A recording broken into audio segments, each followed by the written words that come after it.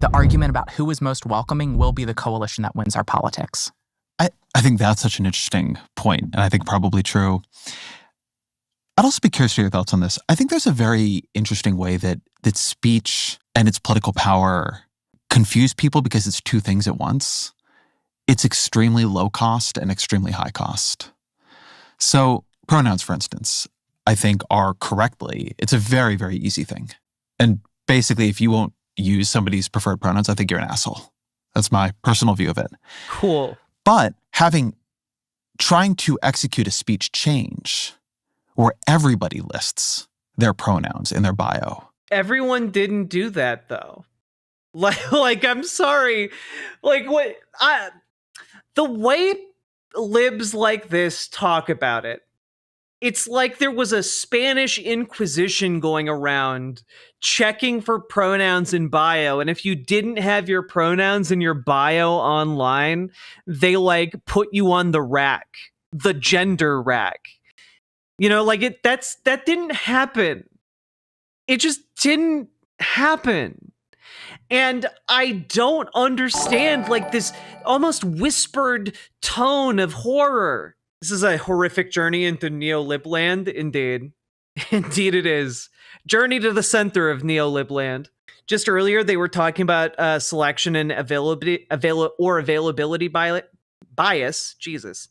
And they are literally doing the thing. They are literally doing the thing. Where every meeting begins with people going around the circle and saying their name and their pronouns. Mm-hmm. Every meeting begins with people going around the circle saying their name and pronouns. I'm sorry. The number of people affected by this are very much just in Ezra Klein's social strata, or in large corporate companies. The reason, by the way, HR started doing those meetings is not because of a deep and abiding love for trans people. It was so that they could have documented instances of training so that they could cover their ass in case they got sued. That's it. That's all we're talking about. We're talking about the corporations behind a lot of this trying to avoid lawsuits. That's it. Oh, God. Elantizo in YouTube chat, I'm going to give you one chance to correct your behavior there. We start all our meetings with name, age, genitals. I mean, that is how they talk about it, right? All right, time to go around the circle and pull down your pants so that we can all do our customary genital acknowledgements. No, that didn't happen. That didn't happen. Saki Tanuki, thank you for the 2 tier 1 subs. I appreciate that for happening. I appreciate the subs for happening. Okay? Wait, what do you mean you guys don't do penis inspection day? That feels very different to people. It seems small, right? I mean, you don't have to pay anything out of pocket, right? You don't have to go anywhere. And yet the language we use is very, very important to us. Yeah. I think you're absolutely. And yet it's so important to us. Do you feel deeply and intrinsically connected to the word the?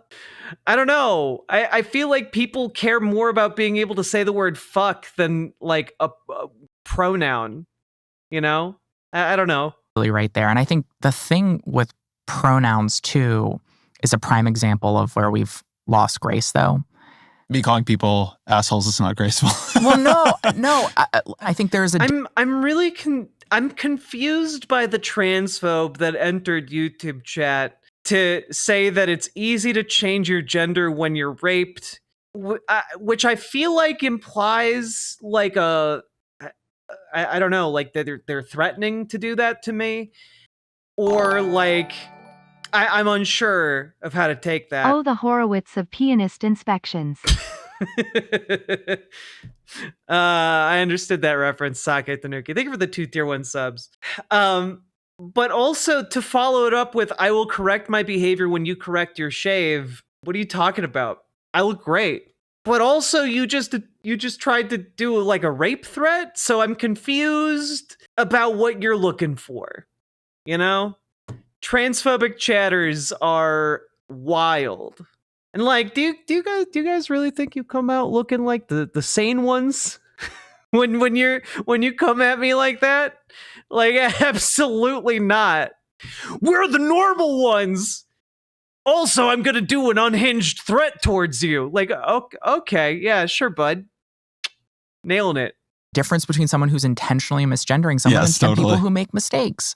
And I think that there has been, whether warranted or not, the perception that people are going to be shamed if they make mistakes. Again, this is all just rooted in what if people on Twitter are mean to me? But then I think you're absolutely right, too, that there is a distinction between treating me the way I want to be treated and everyone changing their behavior and sort of requiring this sort of, again, in-group language exceeds just calling the person in front of you what they want to be called. And I think it gets to something we were talking about earlier, which is a way that there are two pieces to the politics of this. One is fairly popular, at least for now, and the other is a much tougher lift, which is I think most people have that basic sense of politeness. If you want to be referred to in a certain way. A new word was used in the office today, and I felt ashamed when I got it wrong. I'm going to change all of my fundamental politics around this particular incident. Yes, I might slip up, but if I'm being a decent person, I'm gonna try. Yeah. Versus the move around pronouns to we all not enough Christians talk about how the thing that got Jesus Christ crucified. Fucking pronouns. No one talks about it. It's crazy. Jesus Christ, the first victim of pronouns.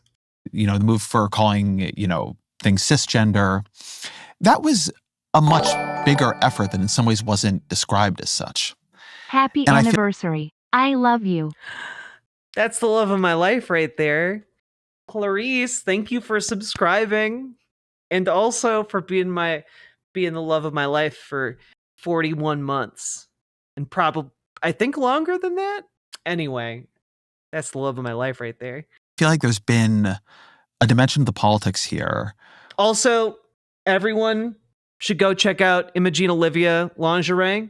My partner just launched it, and it is gender euphoric lingerie. It is very comfortable.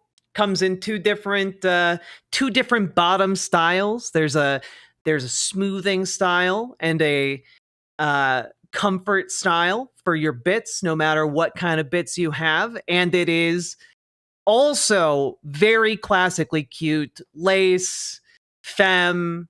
It's lovely, and it's been designed specifically for trans femmes from the bottom up. Totally different design from any other kind of panty lingerie set on the market.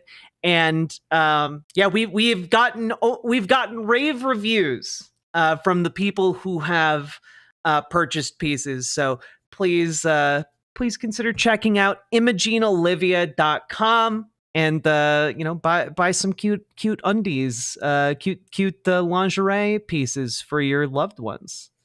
Have we made the day Anna left the holiday anniversary yet? I don't think we have. If you can find the day, Sake Taneki, thank you for the tier 2 subs, tier 1 subs. There we go, nailed it. If you can find the day, we'll celebrate it. From the bottom on up, yeah, I said what I said. Where things that were very academic arguments became political arguments, and then people were a little bit unclear on what the political win would be. To destabilize the fundamental gender binary that people understand as operating is, touching something very deep in society, versus treating other people with respect and courtesy and decency and grace. Yeah. Is a much easier sell. And I think it's okay to want to do the former, but I think people kept sort of mixing up which their actual project. Oh, that's very, very interesting. So a little bit of a wrinkle here, folks. I've just been alerted.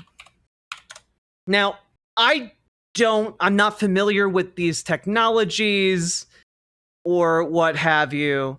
But a Blue Sky user, Liberal Dan Radio, has alerted me McAfee is claiming the stream is using deepfake technology. I'm wondering why, and the only reason I can think of is you're not actually using that tech. if you are not actually using that tech is horrible. And I can assure you that I am not using that tech. That is very interesting to me. Does Ezra Klein deepfake? Of all of the pundits that might be using deepfake technology, Ezra Klein does indicate a possible person who might be using that. That's very interesting.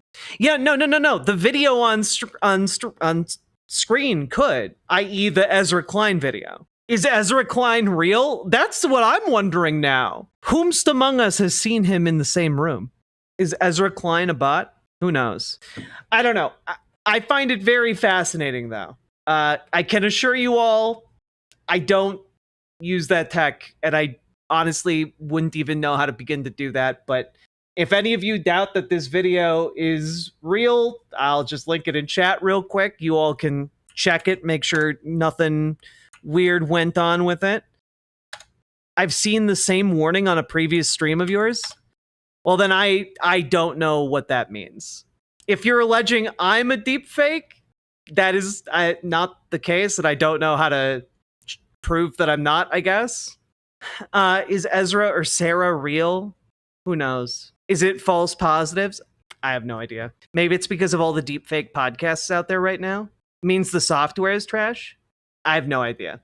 I'm not familiar with McAfee deepfake tech, but I do find it very funny if it is dinging Ezra Klein as being a deepfake. Oh, you're thinking that McAfee technology confuses being trans as being a deepfake? Oh, that's fascinating. Why would it do that?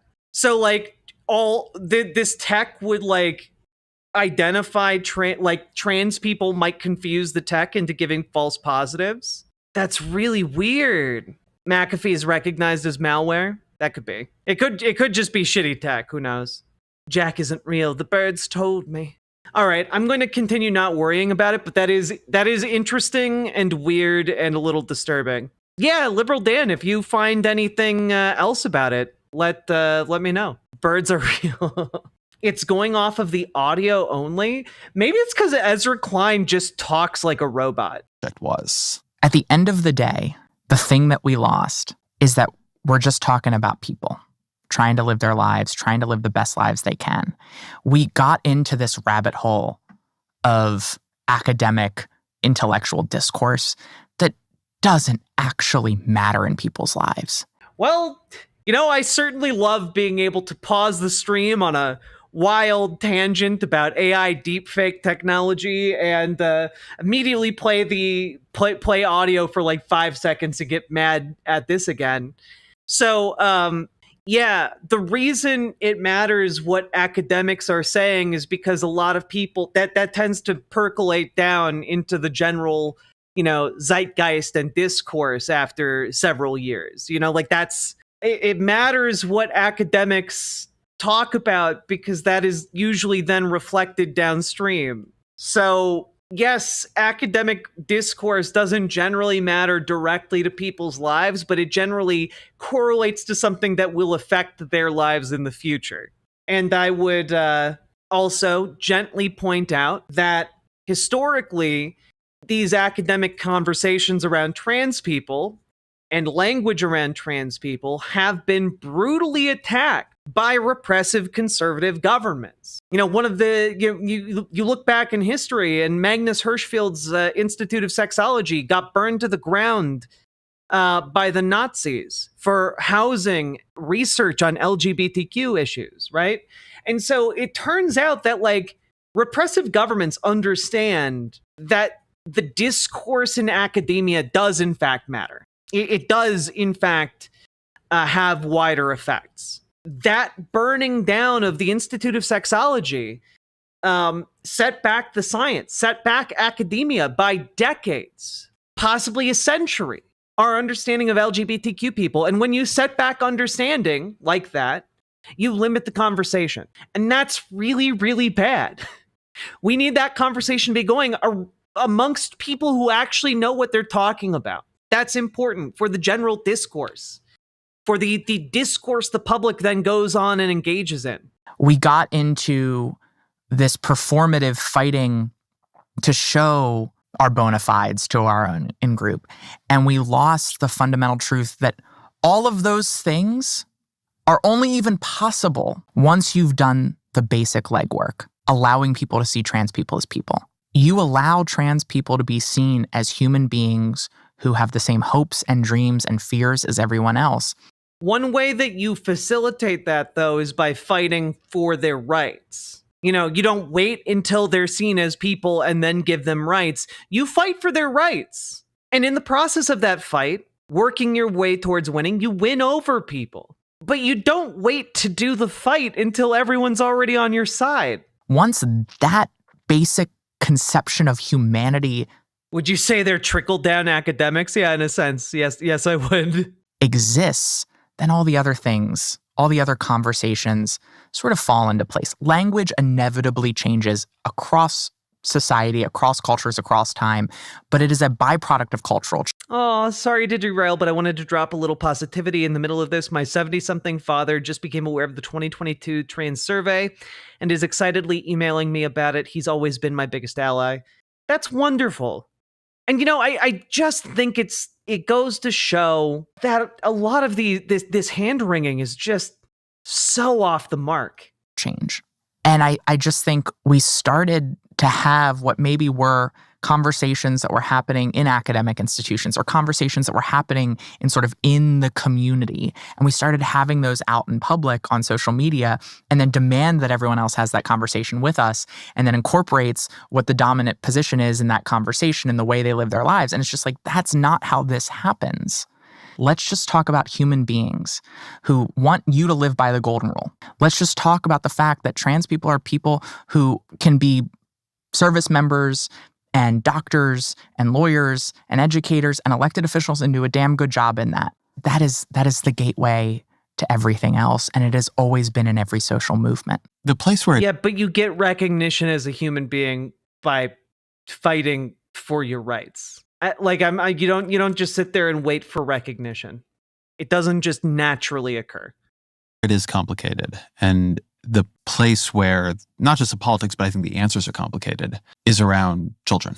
And we talked about the NCAA swimmers and the edge case nature of that. But schools are broader. And a lot of what the Trump administration is doing, a lot of what you see Republicans doing in states is around schools and minors. And that's tougher. Parents want to know what their kids are doing. On the one hand, if you're a kid with gender dysphoria and taking puberty blockers early matters. On the other hand, there are a lot of things parents don't let their kids do young because they're not sure what they're going to want in a couple of years. How do you think about that set of issues? Oh boy. Ezra Klein sucks so much. He's just such a piece of garbage. Sort of leave them alone makes a lot of sense for adults. But we don't leave kids alone. Kids exist in a sort of paternalist system where their parents have power over them, their schools have power over them. And so the question of policy there becomes very profound. Yeah. I think first off, in that instance, we acknowledge and rightfully acknowledge the important role that parents play in decisions for their children. Look, you can recognize that there's nuance here. You can say that there need to be stronger standards of care that maybe Nobody in the world, nobody in history, has ever gotten their freedom by appealing to the moral sense of the people who were oppressing them. And I mean, I think you can win over people by making those appeals. I just don't that's not the thing that makes, you cannot sit on your hands waiting for people to just beneficently grant you humanity. It just doesn't work that way. maybe things got too lenient. But ultimately, politicians aren't the people who should be making these decisions. The family should be making these decisions. The family in consultation with a doctor should be making these decisions. I think that is a fair balance in recognizing the need for every child to get medical care and also the right of parents to make decisions, including healthcare decisions for their children. But you do see right now in some European countries, the government says, See, like he's just itching to attack trans healthcare. It's crazy. This guy sucks so much. He's just but some European countries are cracking down on this puberty blocker thing. I still can't do a good Ezra Klein. This puberty blocker thing. And it, like, I'm sorry. The thing is, he's so slippery. If you confronted him about this, he would just say, "Oh, I'm not transphobic. I just have some concerns. I have some questions about trans youth." Setting tighter standards. There have definitely been a lot of arguments about whether or not the research was good, whether or not the research was ideologically influenced. So there's some government role here, some role for professional associations, some context in which families and doctors make these decisions. What is that role? Well, I think you just hit on that distinction, which is that in many European countries, the distinction between the sort of healthcare system and the government is fuzzier. In many cases, you have government-operated hospitals. Here, you have healthcare systems, you have standards of care developed by providers in those medical associations. And that is where those decisions should be left up to in terms of establishing the standards of care. And then when applying those standards of care, allowing the practical application of those standards of care to happen between patients, families, and providers, because it's fundamentally a different kind of system. I think the critique, the fear of the right that I hear, that some of these same dynamics towards pushing out people who question the evidence, towards there being things you can say and things you cannot say. Dude is fishing so hard to try and get her to attack like puberty blockers. It's insane. Hold. And that the results of that can't be trusted. That everything you said is happening in politics is also happening in medicine and elsewhere. I think that we actually started.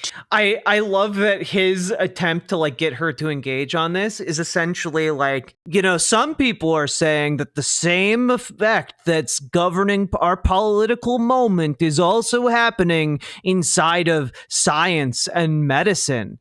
And it's just like, God damn, dude, do you realize what you're pushing right now? Like this idea that he is saying, and he's not saying it in so many words, but like, if you extrapolate what he's saying from what he said previously in this show, like you're looking at, say, he's essentially trying to say like the political slide went too far and now we're seeing a backlash. And so has the science. The science went too far and now there's a reasonable backlash. That's insane. That's not how science works. And frankly, if he's doing that, I find it deeply dishonest. To see a pretty difficult but important conversation within WPATH, the World Professional Association for Transgender Health, about the standards of care for youth care before government started intervening, where they started having a conversation about how to adjust the standards of care, recognizing perhaps that they needed to tighten them. And that's true across healthcare. I mean, standards of care across different forms of care are constantly evolving. That conversation was started. At least she has the spine to defend trans medical care. At least she has the spine to do that. To happen, you cannot tell me that it's the role of the government to preempt those conversations. Those conversations should not be settled in legislative bodies by politicians who aren't looking at the data, don't understand the data, and certainly aren't objectively interpreting the data. And look, yeah, of course. Yes, he's very mad that she didn't just go along with his transphobic attacks. She was on board to like equivocate with him for a while, but like she wouldn't go that far. And props to Sarah, I guess, for not crossing that bridge. I think all of this changes, though. The conversation changes, I should say, when people understand what it means to be trans. Because I think right now we think of it as a choice. We think of it as an intellectual decision, right? Like, I want to be a girl, I want to be a boy, and I want to do this because of these rewards, or I don't want to do it because of these risks. That's not what gender identity is. It is much more innate. It is a visceral feeling. It's not the same as whether you get a tattoo or what you have for dinner. It's not a decision. It's a fact about who you are. And I think the challenge in the conversation around gender identity that differs from sexual orientation is that most people who are straight can understand what it feels like to love and to lust. And so they're able to enter into conversations around sexual orientation with an analogous experience. And the challenge in the conversation around gender identity is that people who aren't trans don't know what it feels like to have a gender identity that differs from your sex assigned at birth. For me, the closest thing that I can compare it to was a constant feeling of homesickness, just an unwavering ache in the pit of my stomach that would only go away when I could be seen and affirmed as myself. And I think that because we stopped having that conversation, because we stopped creating space for people to ask questions, for people's understandable, perhaps invasive, but understandable curiosity to be met with an openness and a grace, not by everyone, but just the people who were willing to do it, we stopped people having an understanding of what it means to be trans, and it allowed them to start to see it, or it allowed for their... I don't think this is happening. Like, I don't think people are being punished for, like, not understanding trans people. Like, I don't think people are being punished for asking, hey, what's it like to be trans? This is like they are shadow boxing against a hypothetical, like, blue sky, anarcho-communist who drinks, like, 10 monsters in the morning and then just shit posts all day. It's really weird. In the age of, like, all of these existential threats around us, this is what they're shadow boxing. You gotta be turning that way. An actual boxing, girl. Pre-existing perception that this is some sort of intellectual choice to manifest. And in some cases, the perfect, quote, discourse started to reinforce that, right? Say how? That, like, we started to get to this place where you couldn't be like, I'm born this way, right? That we policed the way even LGBTQ people or trans people talked about their own identities to be this perfect sort of academic. Yeah, exactly, Paladin. It's like they keep, like, a hate book of, like, everyone who has wronged them on Twitter, and they have, like, Pussy Slayer 6969 on Twitter wrote, well, I think you should be excommunicated because you didn't support my trans girlfriend's right to be an anarcho-communist. And it's just like that's like their big dunk. And they're like, that's the worst thing anyone's ever said to me. I'm going to base my entire politics around this because this is where the normal electorate is. Why couldn't you say I'm born this way? Weren't you drinking a tall boy monster yesterday? Yes, I was. But you've only ever seen me drink one on stream. Because it was... Never 10. I'm not... No, I'm not saying you're saying it, but I think there was sort of been aware of. There was sort of an academic...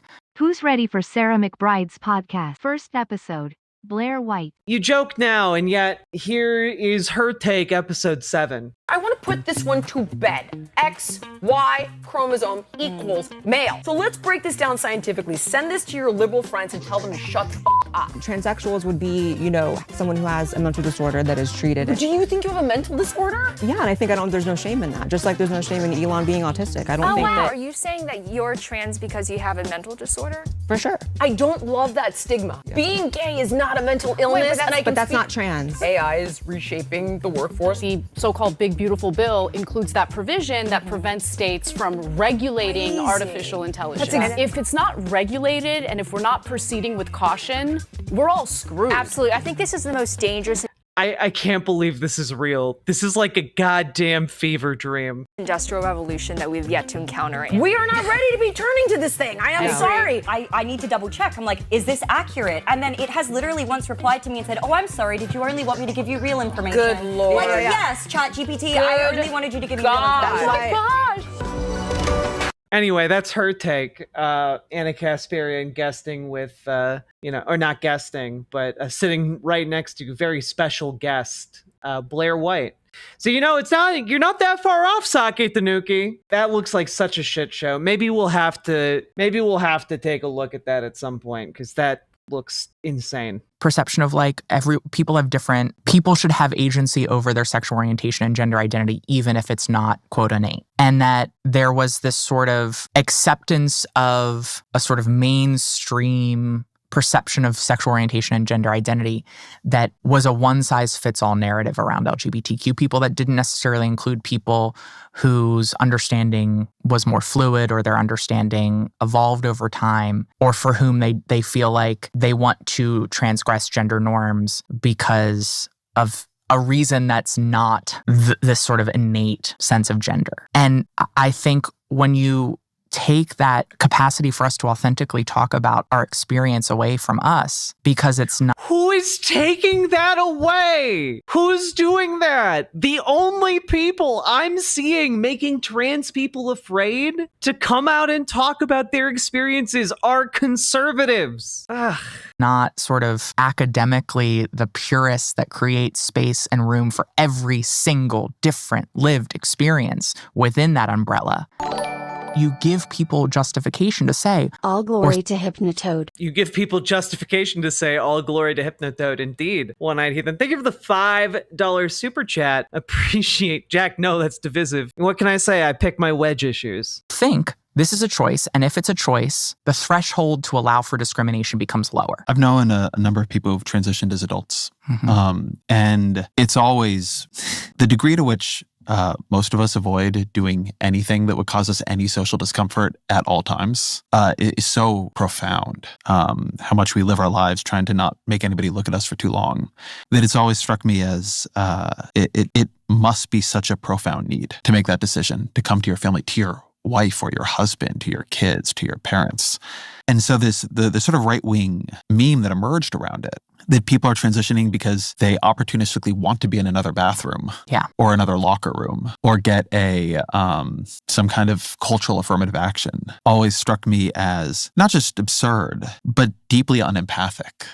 Like not thinking for a moment what... Deeply unempathic. Like, I'm sorry, just the amount of brain rot you have to arrive at that particular combination of words, you know? Lacking of empathy would be maybe a normal way of saying it. Unempathic is not... Like, I'm sorry, you just have that in your word belt? All right. It must mean to want that much. And so then it's interesting to hear you say that there was almost like a pincer movement on that. Because it hasn't struck me as a thing people... I mean, I'm sure there is agency and people make decisions here. But the pull from inside of everybody I've known is really profound. Usually they've been trying to choose the other way for a long time. And eventually just can't anymore. That's exactly what my experience was. I mean, you know, it's funny because sometimes there's discourse that like the only reason why I'm an elected official is because I'm trans. Like I see on the right this notion that I'm, you know, a diversity hire. It's like, well, voters... There's like 20 more minutes of it rat negative. Voters chose me. It's kind of an insult to voters that they didn't choose me because they think that I'm the best qualified or best candidate or reflective of what they want, but they just chose me because of my identity. But it also just undersells such a larger truth, which is that my life would be so much easier if I wasn't trans. Now, I'm proud of who I am. I'm proud that this is my life experience for a whole host of reasons. But this is all a lot harder because I'm trans. Are there moments where I get a microphone or you know, am I sitting here, right? If I was a non-trans freshman Democrat, would I be sitting here? Maybe not. Maybe I would. Maybe not. We probably would be having a different conversation. But navigating this world as a trans person has always been, and even more so now, it's incredibly hard. And all any of us are asking, or at least all that most of us are asking, is to just let us live the best life we can. A life with as few regrets as possible. A life where we can be constructive, productive, contributing members of society. You might not understand us. It is hard to step into the shoes of someone who is trans and to understand what that might feel like. But I spent 21 years of my life praying that this would go away. And the only way that I was finally able to accept it was, one, realizing this was never going to go away. Two, becoming so consumed by it that it was the only thing I ever really was able to think about because the pain became too all-encompassing. And three, the only way I was able to come out was because I was able to accept that I was losing any future. I had to go through stages of grief. And the only way I was able to come out was to finally get to that stage of acceptance over a loss of any future. It's really scary and it's really hard. And right now it is particularly scary and hard. And I think, to your point earlier, most people are good people and they just want to treat other people with respect and kindness. Can I can I just say, as like a trans woman active in the political space, I do feel for her, you know? Like, she's in a difficult spot. I'm sure she gets an awful lot of hatred, but I also just want to say that I want to see more fight. Like, nothing in this conversation has indicated to me that Sarah McBride would fight for my rights with everything she's got. You know, like I today, you know, Brad Lander got arrested by ICE for standing alongside undocumented immigrants and trying to escort one to safety after, you know,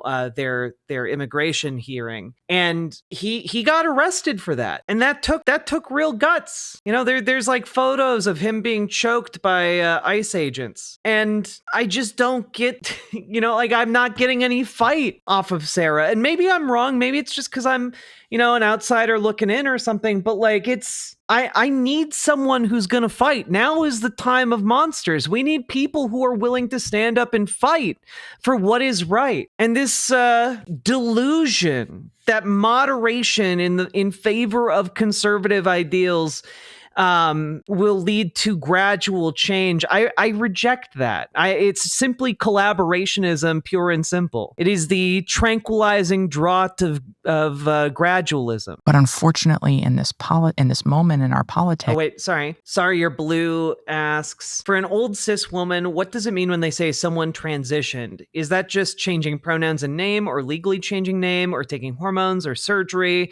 Is there some line, or is it whatever an individual considers? I see all the arguments about not allowing children to transition. I can't say I've ever seen a kid who's had permanent surgery. Actually, great question, right? So when we talk about people transitioning is a staged process. You know, what some people mean when they transition is they mean they started HRT, hormone replacement therapy, or they mean that they just socially transitioned, i.e. they come out as trans to their friends, family, etc., start using a new name, maybe start dressing differently, etc. But that can happen without HRT being taken too. And some people talk about their transition only really beginning after they had surgery. But again, not all trans people have surgeries. You know, so it's mostly just on a case-by-case basis. What someone's transition means is very, very different. And it's largely dependent on kind of where they're at in their life. For some people, social transition is going to be enough. They're not going to need HRT. They're not going to need surgery. For some people, they need that HRT and the social transition. And for others, they need the surgical intervention as well. And by and large, minors do not receive any kind of permanent surgery. One of the few exceptions is that minors can receive top surgery. And that is that, you know, cis boys can get top surgery for like gynecomastia. You know, cis girls can get surgery for breast reduction surgery. I had someone in my high school who had that done. And similarly, like top surgery for trans boys can be done as well. It just requires like familial consent. So hope that kind of clears that up. That's like the one very rare exception.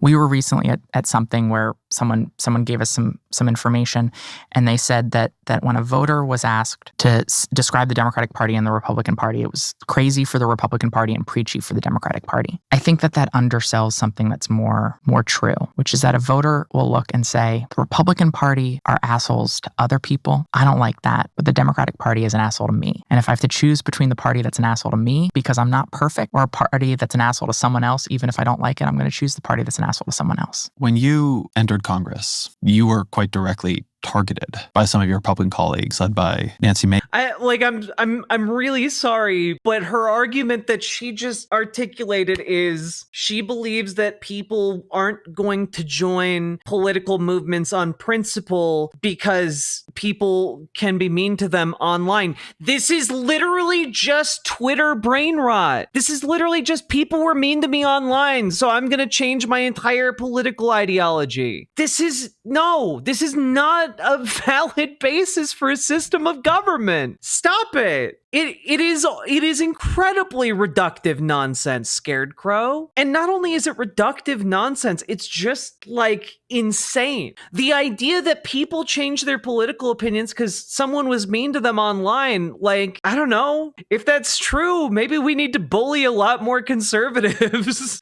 Like, I don't know. Like, if it's that effective of a strategy, like Sarah McBride is saying, then shouldn't she be advocating for all liberals to start bullying conservatives until they become, supporters of trans rights? Like, is this really the super weapon you're making it out to be? Because I would argue the billions of dollars spent on propagandizing to the Republican electorate is what caused this shift. But like, apparently that a similar shift can be caused by simply posters on Twitter being mean. God, Jack, you're talking like a lot of conservatives don't secretly like getting bullied by trans women. I mean, that's true, but those types of conservatives have to pay me to bully them. I need to be compensated for my labor. Nice. On which bathrooms you could use, a thing that would not have happened if you were not a trans legislator. And this is the majority party in the House, right? You have to work with these people. You're on committees with them. What has your experience been like, both sort of absorbing that and then trying to work with people who, may or may not have given you much grace in that moment? Well,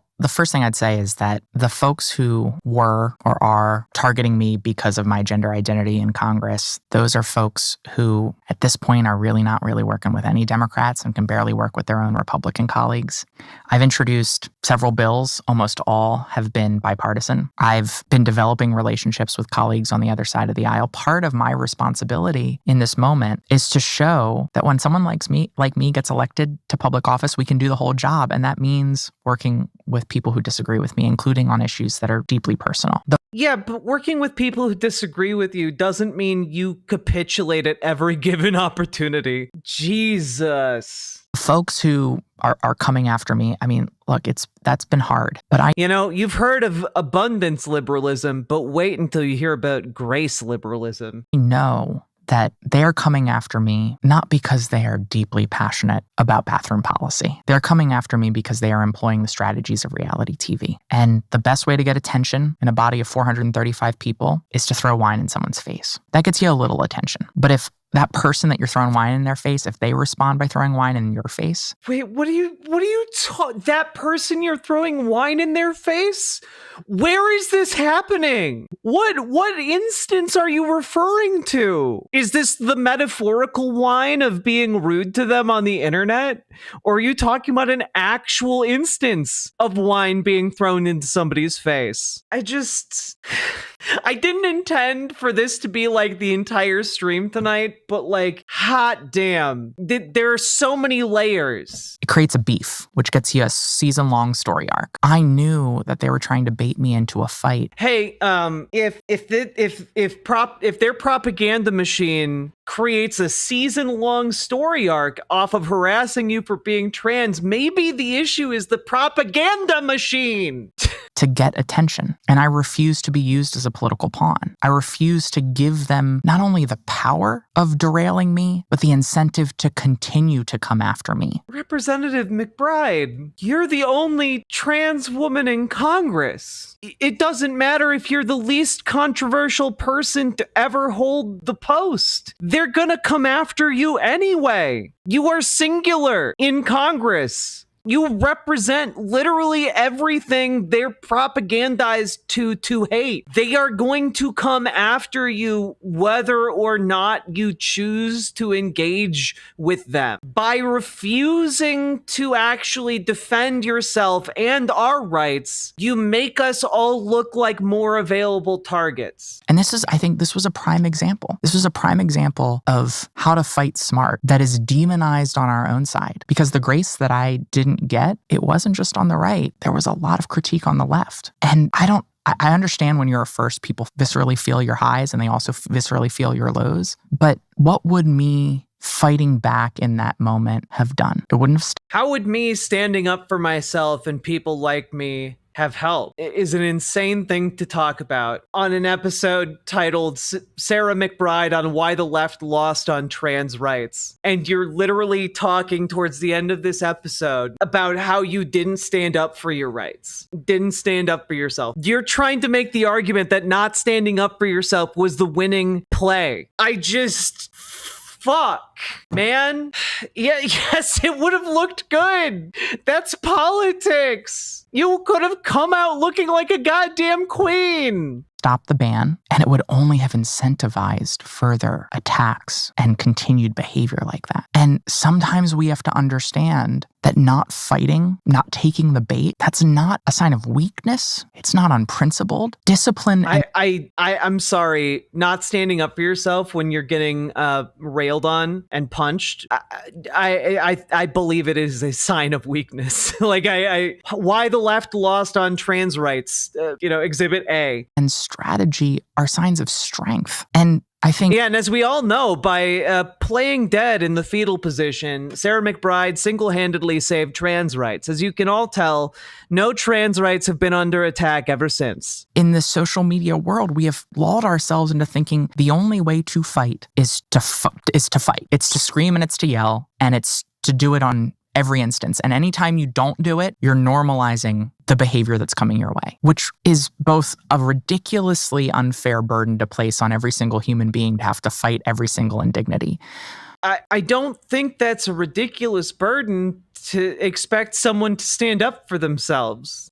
Especially if they're pioneering in a new venture, in a new circumstance that people like you have never done before. There should be an expectation that you're going to fight for yourself and for others.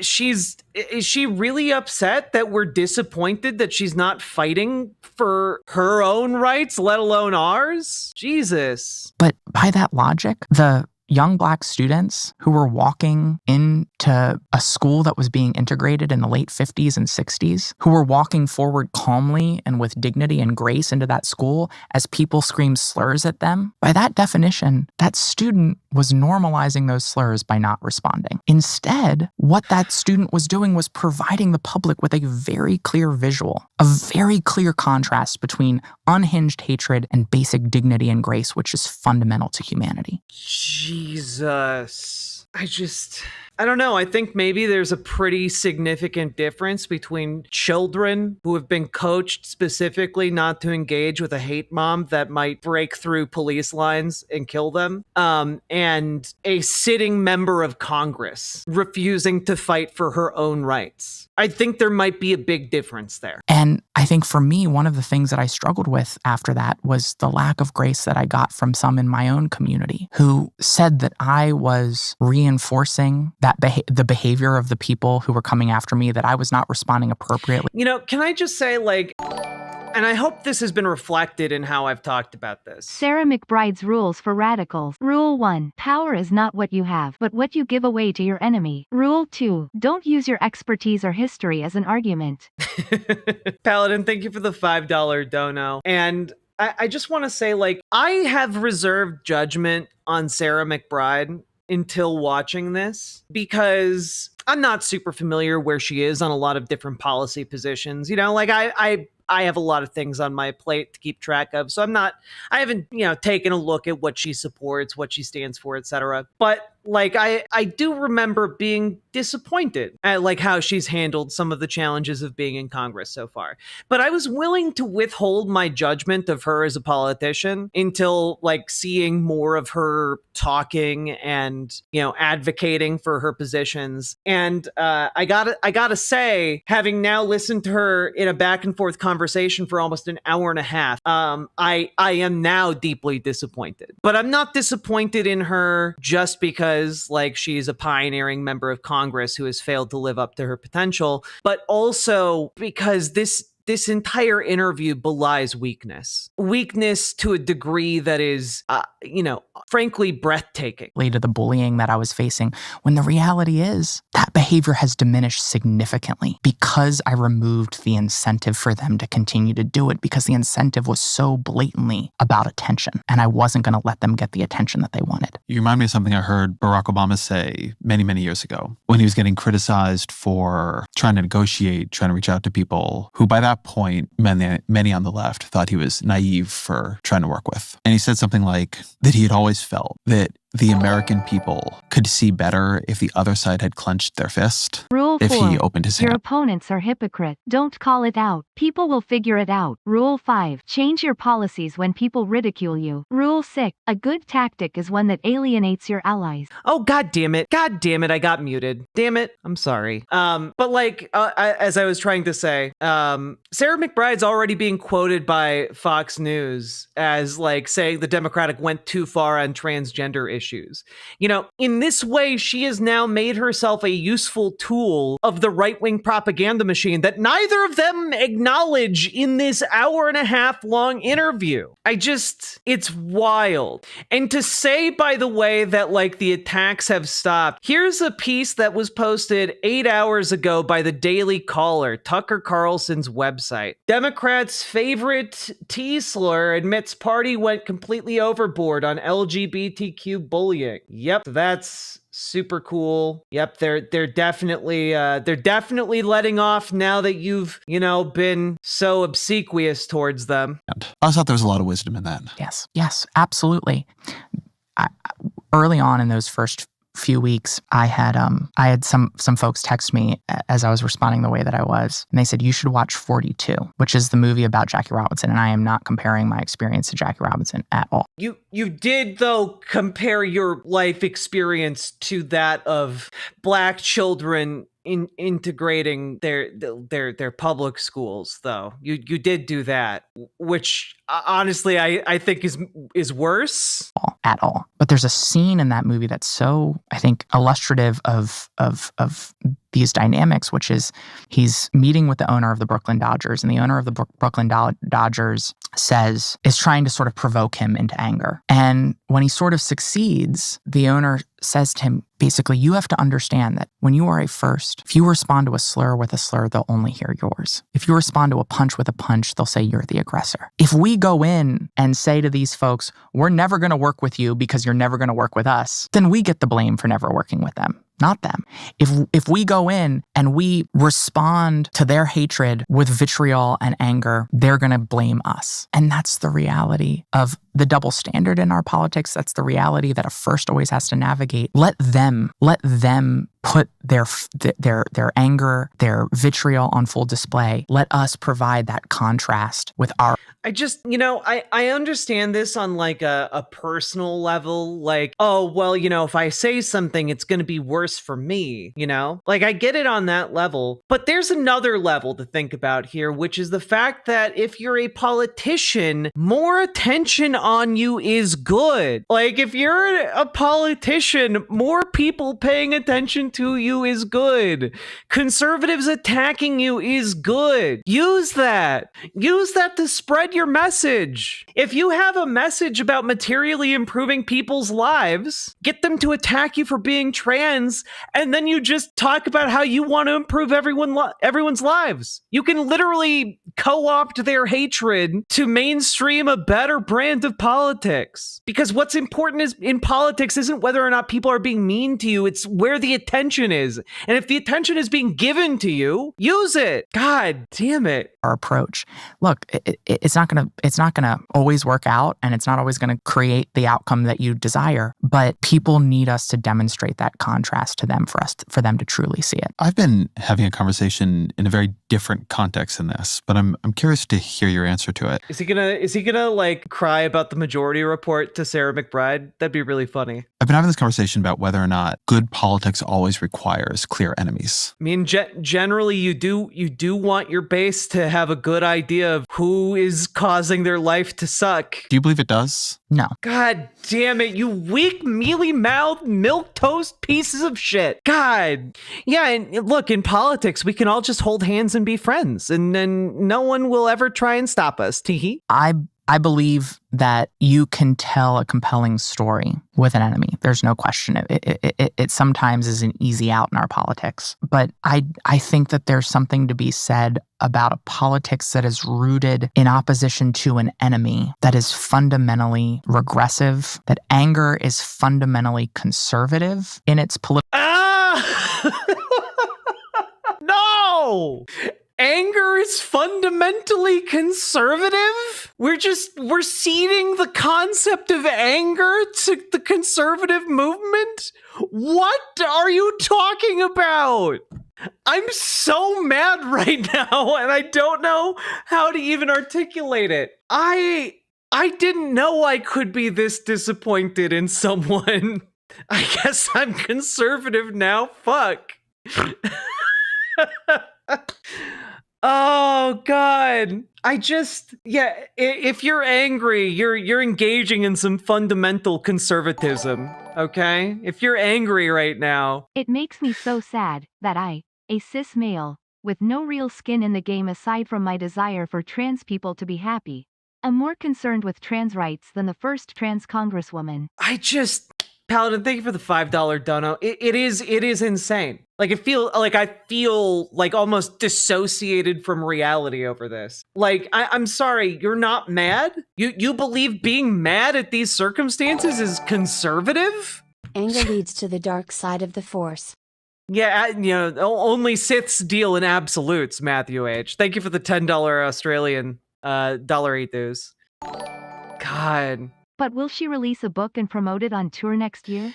Sake Tanuki, unironically, I had that thought earlier today, and I looked it up, and she does not, in fact, have a book. I got an amazing idea. I'm currently writing some lines for a voice actor I'm a hire for a mobster character. They'll talk about joining DSA and protesting and stuff during the jazz part in my song. Hell yeah, let's do it! Jazz Dog, let's do it! I love that idea. Now, I do want to say also that while she doesn't have a book coming out, she does have a documentary. Did you see that Marjorie Taylor Greene went on Steve Bannon's show and went after me?